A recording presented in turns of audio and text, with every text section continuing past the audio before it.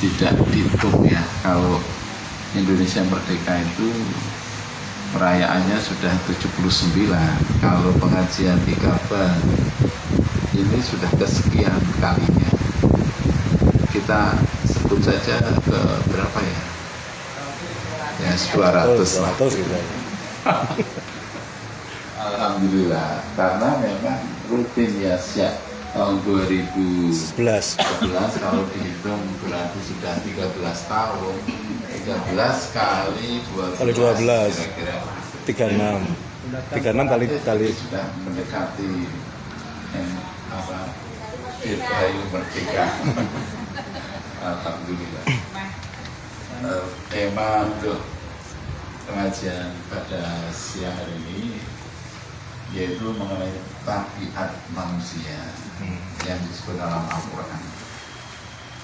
Yang pertama, manusia kita soroti tabiat buruknya. Tabiat buruknya disebutkan dalam surah Al-Ma'arij, ya, surah Al-Ma'arij ayat 19, 20 dan 21. Allah berfirman, innal insana khuliqa halu'a idza massahu syarru jazua wa idza massahu khairu dikencengin biar lebih kenceng lah Pak. Dia nanti kalau diteruskan illal musallin, kecuali orang yang sholat. Sesungguhnya manusia tercipta membawa sifat yang namanya halu'a. Halu'a itu ada dua. Kalau dia ditimpa kesulitan, kesusahan, kebangkrutan, kegagalan, sesuatu yang tidak dia sukai, maka orang itu berkeluh kesah. Dan sebaliknya, apabila dia mendapatkan keberhasilan, kesuksesan, kelancaran, kesehatan, kemudahan, maka dia kemudian bersifat pikir atau bakhil. Idza massahu syarru jazua, apabila ditimpa keburukan dia berkeluh kesah, bahkan sampai putus asa, bunuh diri.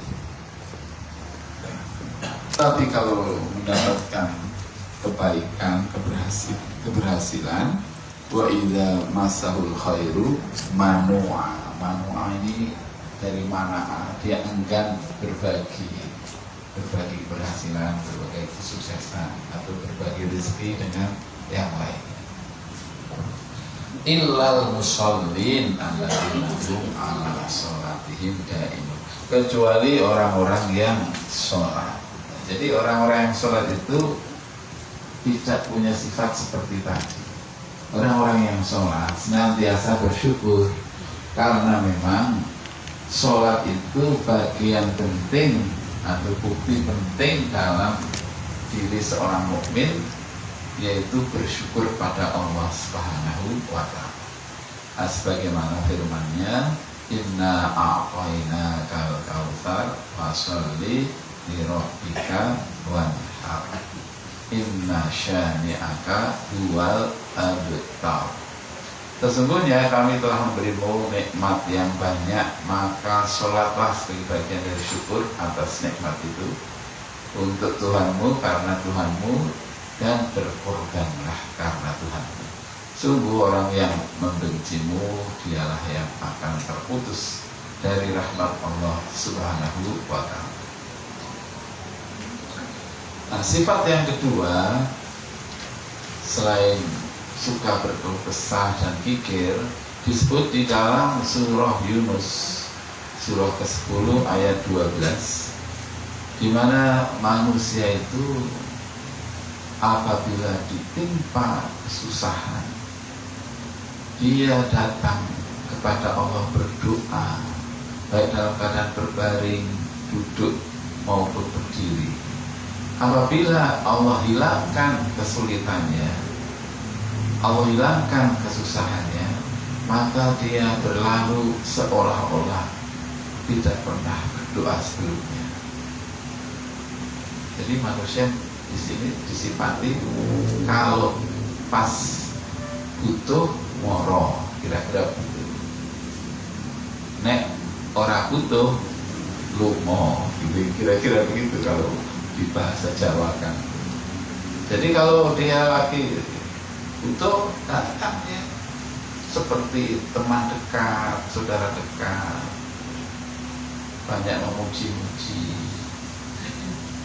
Tapi kalau dia sudah jadi presiden, misalnya ya, ini status yang paling tinggi lah, jadi presiden, dia lupa seperti ungkapan kacang lupa kulitnya. Allah dalam hal ini berfirman dalam surah Yunus ayat 12. Nanti Bapak Ibu bisa buka surah Yunus, surah keberapa? Surah ke-10 ayatnya 12. A'udzubillahi minasyaitonirrajim. Bismillahirrahmanirrahim. Wa idza massal insana dzurru ta'ana li jambihi aw qa'idan aw qa'iman. Falamma kashafna anhu dzurrahu marra ka'allam yad'una ila dzurrin massah. Kadzalika zuyyina lil musrifina ma kanu ya'malun. Yang artinya apabila manusia ditimpa asyarru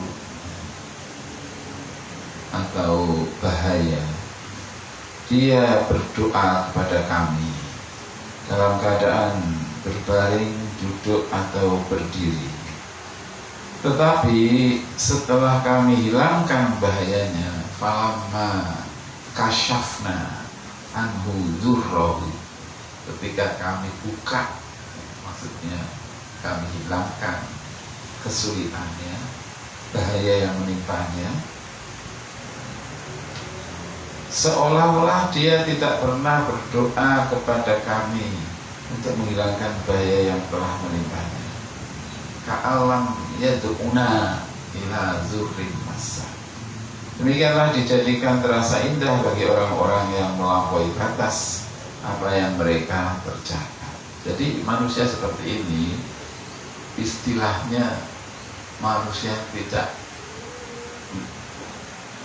tidak tahu bersyukur, gitu kira-kira, tidak tahu berterima kasih. Waktu susah dibantu, ya.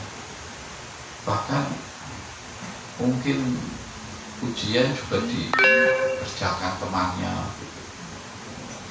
Skripsi juga dibuatkan. Nah, giliran dia kemudian jadi orang, lupa dia dengan teman-teman dulu yang pernah membantu. Nah, jadi manusia seperti ini disifati apa ya, kira-kira orang yang tidak tahu berterima kasih. Saat ditimpa masalah, ya, Jumatan itu jam setengah 12 sudah di masjid, ya. Belum ada orang, baru ada yang bersih-bersih. Lalu dia ambil posisi terus berdoa. Tapi giliran setelah sukses, itu khotib sudah mau turun, baru datang. Kira-kira begitu ya. Saya tuh kadang mengamati orang itu di Masjid Mataram, itu banyak orang susah Pak datang ke sana. Kalau panjenengan belum pernah ke sana mungkin jarang susah ya. Tapi orang susah banyak Pak. Coba panjenengan maghrib ke Masjid Gede Mataram, itu wajah-wajah susah Pak. Iya betul Pak. Jadi saya kebetulan setiap malam malam Selasa saya maghrib sampai isya sudah bertahun-tahun di situ. Jadi saya mengamati orang Pak. Ada orang yang rutin datang, memang dia penggemar, maksudnya penggemar pengajian kitab Riyadhus Shalihin. Tapi ada orang yang wajah baru. Siapa baru Pak? Bawa macam-macam tuh. Nah, selesai pengajian ya masih di situ, tidur di situ. Nah, mereka harapannya datang membawa masalah, pulang tanpa masalah, kira-kira itu. Karena ini masjid keramat, masjid berkah. Ini masjid tahun 1600. Masjid keraton, 2 keraton Jogja dan Solo itu masjidnya itu Masjid Gede Mataram. Itu kalau mau rehab itu tidak bisa takmir merehab begitu saja, tidak bisa. Sudah cagar budaya. Saya pernah diberitahu rehab apa ini Pak namanya? Ya usuk-usuk itu sampai 4 M itu. Jadi kriteria kayunya dan sebagainya itu tidak boleh dipotong-potong apa itu. Jadi itu masjid yang punya sejarah lama, di mana di dekatnya di selatannya itu ada makam Panembahan Senopati. Panembahan Senopati Sayyidin Panotogomo begitu. Itulah awal kerajaan Islam. Ya. Setelah itu kemudian ada Raden Patah dan seterusnya itu. Nah, jadi Kerajaan Mataram, makanya masjidnya namanya Masjid Gede Mataram. Kerajaan Mataram itu ada 2 kan, Mataram Hindu dan Mataram Islam. Nah, orang-orang yang sedang susah itu umumnya dekat kepada Allah. Ya, banyak berzikir, astagfirullah. Apalagi pas datang misalnya sakit pusing atau perut sakit, itu biasanya yang disebut ya Allah itu bagus kan, bagus daripada ketika susah pun dia nggak ingat kata Allah. Masih lumayan kan. Apalagi ketika sukses ya, sudah lupa, bahkan lupa pada istrinya. Padahal masih punya istri di rumah.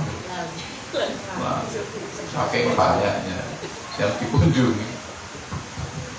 Nah, jadi manusia itu punya sifat lupa diri. Maka ini adalah sifat yang tidak baik. Adapun orang yang beriman tentu selalu ingat pada Allah, selalu bersyukur pada Allah. Apabila dia mendapatkan kenikmatan, alhamdulillah, alhamdulillah. Apabila dia ditimpa kesulitan, ya astagfirullah, astagfirullah. Jadi selalu ingat pada Allah, selalu bersyukur dan bersabar. Nah, dalam rangka 17-an, ya kan, kita semua tahulah kalau di mana-mana banyak merah putih, ya kan? Di sini juga banyak ini, merah putih. Saya merah, putih, tapi ada merahnya dikit. Lumayan lah, beberapa putihnya.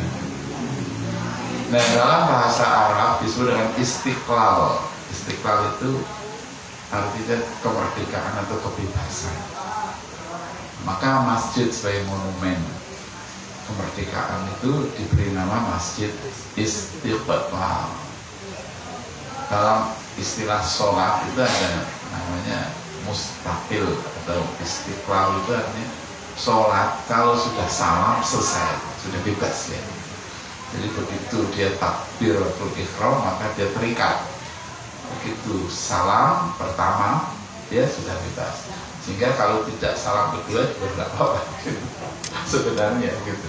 Karena yang wajibnya itu salam pertamanya. Nah, maka disebut dengan sholat mustaqilah. Nah, apa sih artinya kebebasan?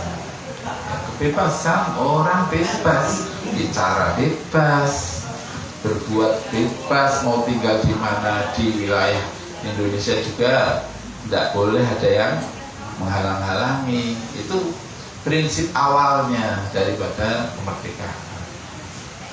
Tapi kemerdekaan dengan kebebasannya tentu tidak cukup kalau dia kesulitan hidupnya, rumah tidak punya, penghasilan tidak punya, pastilah dia juga akan menderita meskipun tidak ada yang menjajahnya. Maka ada orang-orang yang hidup pada zaman kemerdekaan ini tapi masih belum merasa bahagia, sebutannya belum merdeka. Karena dahulu memang kesulitan orang itu untuk belajar. Ya, belajar itu terbatas. Hanya orang-orang keturunan Eropa, ya, kelas 1 keturunan penjajah yang bisa sekolah. Ada namanya SR, ada namanya HIS, ada Mulo itu SMA. Jadi dulu yang bisa belajar sampai ke tingkat Mulo itu mesti, kalau tidak priai, ya, orang yang dekat dengan penjajah. Itu selalu begitu dari dulu. Jadi penjajah pasti punya orang dekat yang adalah pribumi, yang mereka ini membantu penjajah. Dan pribumi sebagaimana penjajah juga mendapatkan fasilitas-fasilitas yang berbeda dengan pribumi yang disebut oleh penjajah sebagai pemberontak. Jadi istilah Pangeran Diponegoro kalau kita menyebut pahlawan, tapi dalam versi Belanda ekstremis, penjajah menyebutnya pemberontak ekstremis. Jadi selalu ada dua sisi. Nah, setelah Indonesia merdeka, awal kemerdekaan kita sebenarnya waktu itu belum punya tatanan bagaimana mengelola negara dengan baik. Akhirnya menggunakan hukum kolonial sampai beberapa puluh tahun, ya, sistem kolonial termasuk tabiat-tabiat pemerintah atau orang yang kemudian menyelenggarakan negara ini menjadi seperti kolonial. Jadi tradisi kerajaan sebelum Indonesia merdeka sudah lama kan, ada kerajaan Majapahit, kerajaan Sriwijaya dan sebagainya. Jadi perilaku para raja, keluarga raja, orang-orang dekat raja itu terbawa sampai penjajahan juga demikian, sehingga Indonesia ini sebenarnya belum merdeka kalau belum bisa keluar dari sistem feodalisme. Nah, feodalisme itulah yang membuat orang ada yang superior, ada yang berkuasa, ada yang merasa ditindas atau inferior. Nah, disitulah manusia tidak merdeka. Jadi apa yang membuat manusia itu menjadi orang yang merasa hebat? Ya karena harta, karena kekuasaan. Nah, itulah sifat buruknya manusia, yaitu kesombongan. Tetapi kalau mereka adalah orang-orang yang beriman, yang dijauhkan dari sifat kesombongan, maka tidak ada penguasa dan yang dikuasai, semua sama mengabdi kepada Allah Subhanahu wa Ta'ala. Tetapi kadang budaya masyarakat kita itu menempatkan orang yang menjabat pemerintah itu memang di subyo-subyo atau di mulia-muliakan, itu masalah juga. Sehingga akhirnya mereka ini, ya, kemudian merasa sebagai penguasa. Dalam Islam, seorang yang diberi amanah itu adalah tugas dan tanggung jawab yang harus dilaksanakan, bukan sebagai fasilitas yang dia nikmati dan kemudian dinikmati juga oleh orang-orang dekatnya, tapi bahwa amanah itu untuk semuanya. Nah, demikian saja pengajian singkatnya. Mungkin ada yang mau bertanya, kami persilahkan.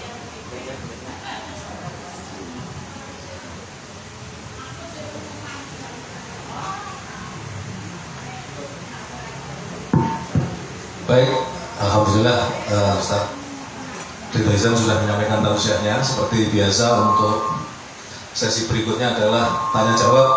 Oh, dekat ini juga. Monggo mbak-mbak atau mas-mas yang ingin bertanya dipersilahkan. Mbak Tri mesti nomor 1 juara.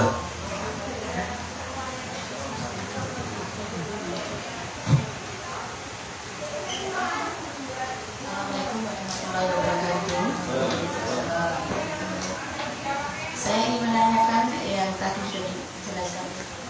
Ustadz itu mengenai sifat manusia